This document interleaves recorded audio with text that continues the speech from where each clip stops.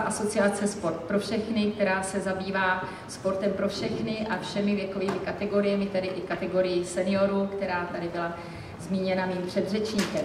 Já bych chtěla hovořit k tomu programu, o němž tady bylo hovořeno. Já jsem se zúčastnila setkání v Hradci Králové, kde ještě tedy nebyl bod číslo 10 v tom programovém prohlášení, což je právě ten sport pro všechny a podpora zdraví všech obyvatel. Jsem moc ráda, že se tam objevil a věřím, že skutečně bude i v tomto směru ten program naplněn. Já bych jenom chtěla říct, že panuje taková všeobecná představa o tom, že sport se týká především jenom talentované mládeže, byť tedy na všech těch nejnižších úrovních.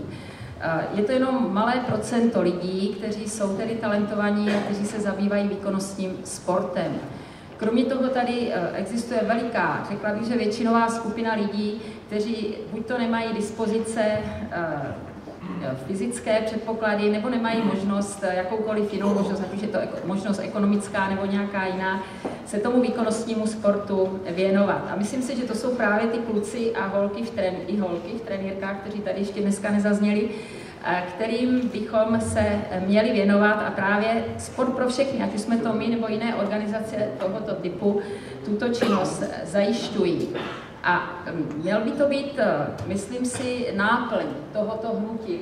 Už ten název hnutí svědčí o tom, že by to mělo pokrývat co nejširší veřejnost, které by mělo vytvářet podmínky pro sportující veřejnost, která tedy sportuje pro radost a právě proto již výše zmiňované zdraví.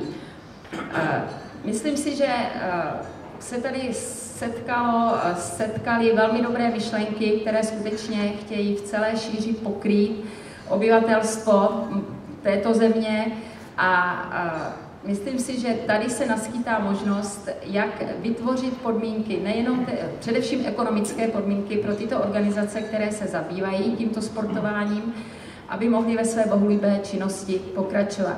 Jinak odbornost, organizace tohoto typu tady existují mnoho let a mají spoustu vyškolených odborníků, takže tady problém není. Skutečně je problém vytvoření ekonomických podmínek, ekonomického zázemí pro to, aby mohly tyto organizace ve své činnosti pokračovat. A musím říct, že v té nově vznikající struktuře sportu na úrovni tedy olympijského výboru na tuto kategorii lidí se mnoho nemyslí.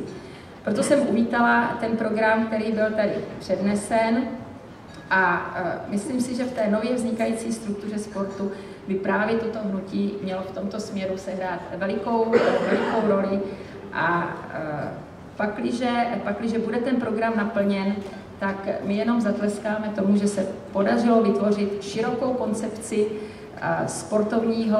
sportovního hnutí tady v České republice.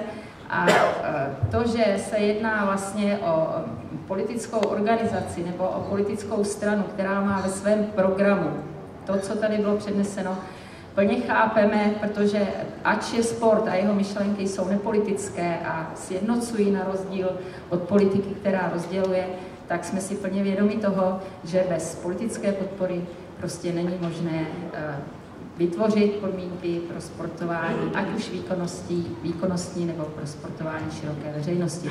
Proto jsme tady, proto jsme přijeli podpořit toto hnutí a samozřejmě ho budeme podporovat i v následujícím období. Kéž by bylo naplněno vše, co tady bylo na papíře vytvořeno a co bude snad i tedy realizováno. Děkuju.